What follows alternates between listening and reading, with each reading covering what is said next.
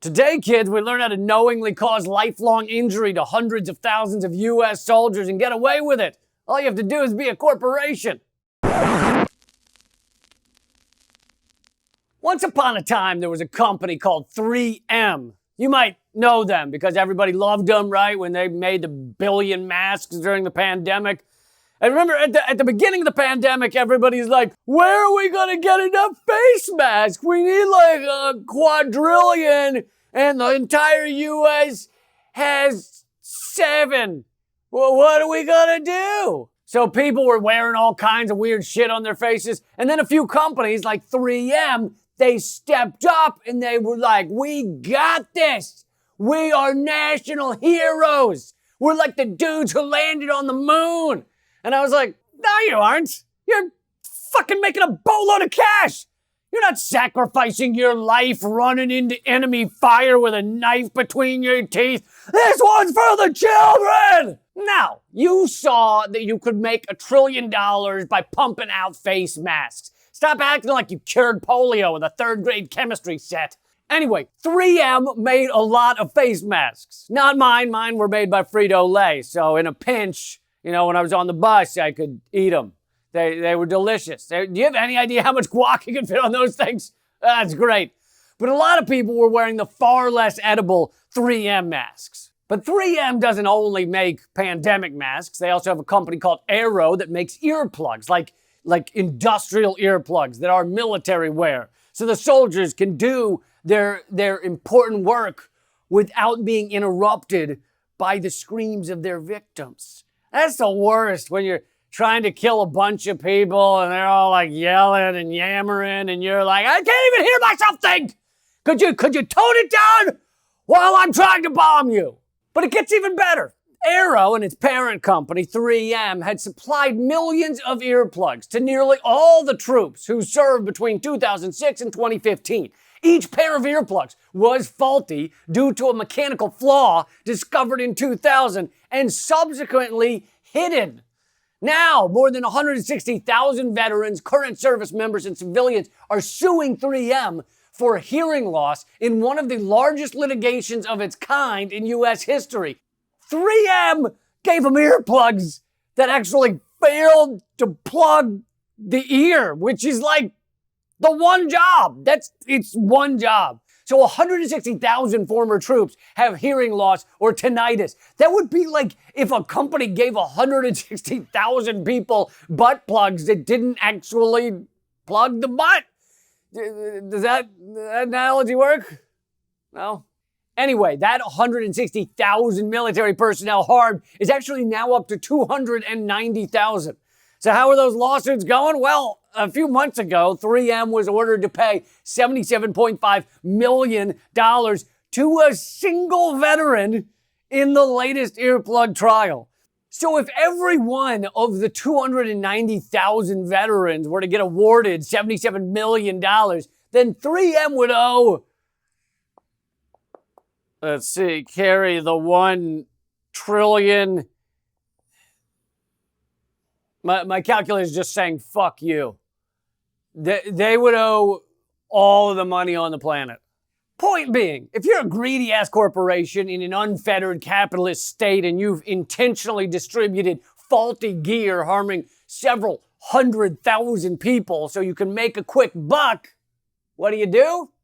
You spin off your healthcare unit and seek bankruptcy protection for the part of the company that permanently damaged a few 100,000 people. Ah, the spin-off. Just spin it off, right? Just a little spin-off.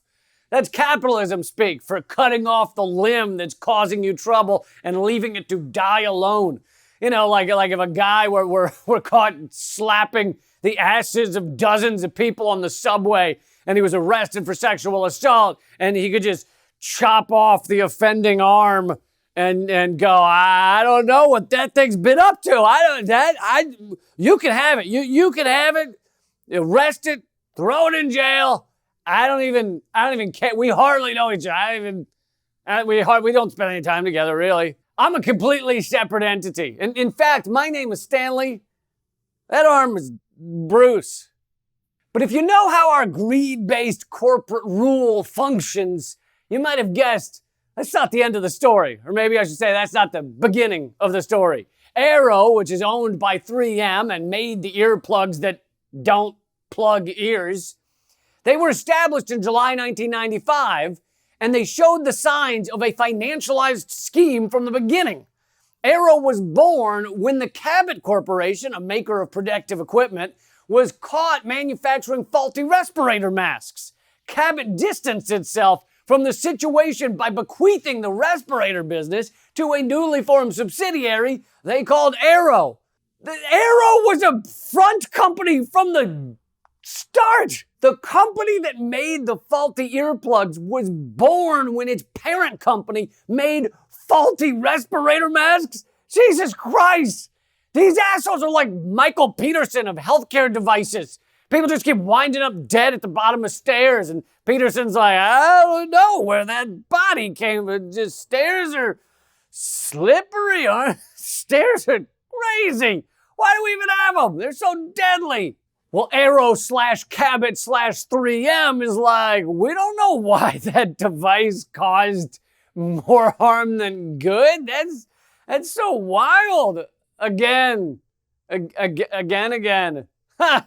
Also, we changed our name. It's a symbol, actually, now. It's like Prince or the child Elon Musk had with Grimes. You know, you don't actually say the name of our new company out loud. You just kind of feel it. You know, it's just like a, ooh. Well, actually, it's like a, you know when you have like expired eggs, you eat expired eggs, and then you also have like yogurt that's been sitting out in the sun too long, and you just feel like, oh,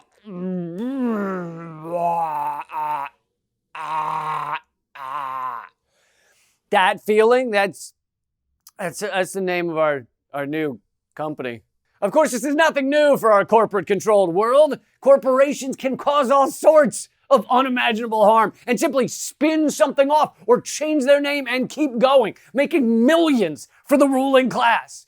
After Blackwater massacred a bunch of folks, they changed their name to Z. And then they changed it to Academy. And finally, to Meryl Streep, because focus groups have a very, very positive view of the name Meryl Streep, even when it's referring to a brigade of brutal, savage-like mercenaries who murder children for weekend passes to a strip club. Corporations can do that shit. Average people, you and me, we can't just spin off a bad part of us. We can't just change our name to avoid punishment. I mean, we can, but it won't make a difference. Ask a rapper.